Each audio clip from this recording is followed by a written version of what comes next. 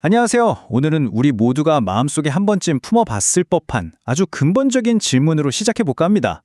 우리는 초월적인 존재에게, 그러니까 신에게 정말로 원하는 게 뭘까요? 한 편의 설교 말씀을 통해 그 답을 함께 따라가 보겠습니다. 자, 질문은 바로 이겁니다. 우리는 하나님의 손을 구할까요? 아니면 그분의 얼굴을 구할까요? 이게 무슨 말이냐면요. 고대 이스라엘이라는 나라가 딱 이런 갈림길에 섰거든요. 과연 그들은 하나님이 주시는 능력, 어떤 문제 해결책, 즉 그분의 손을 원했을까요? 아니면 하나님이라는 존재 자체, 그분과의 관계, 즉 그분의 얼굴을 원했던 걸까요? 이게 딱 이런 비유랑 비슷해요. 우리가 아버지를 찾을 때 아버지의 지갑, 그러니까 아버지가 사주실 수 있는 것들, 용돈, 이런 게 필요한 걸까요? 아니면 그냥 아버지라는 존재 자체가 필요한 걸까요? 화면에 보시는 것처럼 한쪽은 그분이 주실 수 있는 것, 그분의 힘, 어떤 도구로서의 신을 원하고요. 다른 한쪽은 그분 자신, 그분과의 관계, 우리 삶의 진정한 왕이 되어주시길 바라는 거죠. 정말 근본적인 차이죠? 결국 고대 이스라엘은 어떤 선택을 했을까요? 그들은 이렇게 외칩니다.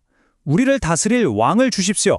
아마 보이지 않는 신의 통치, 이게 좀 답답하고 막막하게 느껴졌나 봐요. 우리 눈에 딱 보이는, 손에 잡히는 그런 확실한 리더를 원했던 거죠.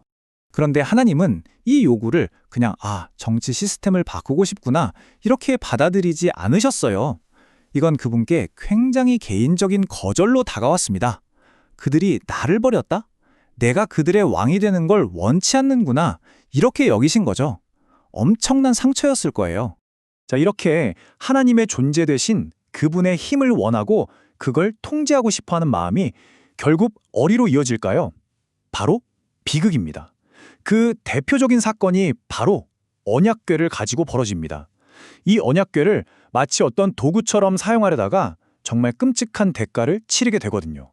언약궤가 뭐냐면요. 그냥 금으로 장식된 예쁜 상자가 아니에요.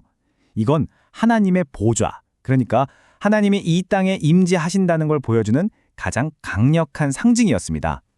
하나님이 여기서 내 백성을 만나고 대화하겠다고 약속하신 곳이죠. 그러니까 이건 관계의 중심이지 무슨 소원 들어주는 마법 램프 같은 게 아니었다는 겁니다. 그때 상황이 어땠냐면 이스라엘은 블레셋이라는 아주 강력한 적과 전쟁 중이었어요. 승리가 정말 간절했죠. 그래서 이들이 무슨 생각을 하냐면 언약궤를 전징터로 가져가자 이거예요. 언약궤만 있으면 뭐랄까 신이 우리 편을 들어줄 수밖에 없을 거다. 거의 승리를 보장하는 부적처럼 생각한 거죠. 이게 바로 하나님의 얼굴이 아니라 그분의 능력을 내 마음대로 써먹으려는 시도였던 겁니다. 그런데 결과는 어땠을까요? 네, 완전한, 그야말로 처참한 패배였습니다. 그냥 전쟁에서 진 수준이 아니에요. 군인 3만 명이 죽고 대제사장의 두 아들이자 지도자였던 홈리와 비느하스로 전사합니다. 그리고 최악은 하나님의 임재의 상징인 그 언약궤를 적에게 빼앗겨버렸다는 거죠. 여기서 우리가 뭘 배울 수 있을까요? 하나님과의 관계는 속 빼놓고 그분의 능력, 그분의 손만 구하려고 하면 결국 모든 걸 잃게 된다는 것. 정말 뼈아픈 교훈이죠. 자, 그렇게 끔찍한 실패를 겪고 시간이 흐릅니다. 이제 이야기는 아주 중요한 전환점을 맞게 돼요. 선지자 사무엘이 등장해서 이전과는 완전히 다른 길을 제시하기 시작합니다. 사무엘이 내놓은 해결책 한번 보세요. 무슨 새로운 전략이나 더 강력한 무기가 아니에요. 첫째, 온 마음으로 주께 돌아와라. 둘째, 우상들을 다 버려라. 셋째, 마음을 오직 하나님께로만 향해라. 넷째, 그분만 섬겨라. 전부 뭐에 대한 이야기죠? 맞아요. 바로 마음입니다. 결국 문제는 마음이 어디를 향하고 있느냐 이거였던 거죠. 상황은 예전이랑 똑같았어요. 여전히 블레셋에게 고통받고 있었고 구원이 절실히 필요했습니다. 그런데 이번에는 방법이 완전히 달랐습니다. 언약궤 같은 어떤 물건을 의지하는 대신 그들은 그냥 모여서 회개하고 기도했어요. 하나님의 얼굴을 구한 거죠. 이 환경 좀 바꿔주세요가 아니라 하나님, 우리 마음을 바꿔주세요. 우리가 하나님께로 돌아가겠습니다라고 기도한 거예요. 그랬더니 정말 놀라운 일이 일어납니다. 이들이 기도하고 있을 때 하나님이 직접 싸우시기 시작해요. 갑자기 하늘에서 거대한 천둥 번개가 치면서 적들을 완전히 혼란에 빠뜨려버린 겁니다. 그리고 이스라엘은 큰 승리를 거두게 되죠. 이게 바로 핵심입니다, 여러분. 그토록 원했던 하나님의 손, 즉 블레셋을 물리치는 그분의 강력한 능력은 그들이 먼저 하나님의 얼굴, 즉 하나님과의 관계를 회복하려고 했을 때 따라왔다는 겁니다. 구출 이전에 관계가 먼저였던 거죠. 자, 그럼 이 수천 년 전 이야기가 오늘을 사는 우리랑 무슨 상관이 있을까요? 이 원리가 어떻게 적용되는지 아주 감동적인 현대판 이야기를 하나 들려드릴게요. 성공한 셰프였던 토미 리 씨의 이야기입니다. 이분에게 아들이 있었는데 발달장애 진단을 받게 됩니다. 정말 하늘이 무너지는 것 같았겠죠. 그래서 하나님께 이렇게 절규합니다. 하나님, 전능하시다면서요. 그런데 왜 제 아들은 아픈 건가요? 이건 뭘 구하는 기도죠? 맞아요. 이 문제를 해결해 달라는 하나님의 손을 향한 간절한 외침이었습니다. 그런데 한 목사님이 정말 예상치 못한 대답을 해줍니다.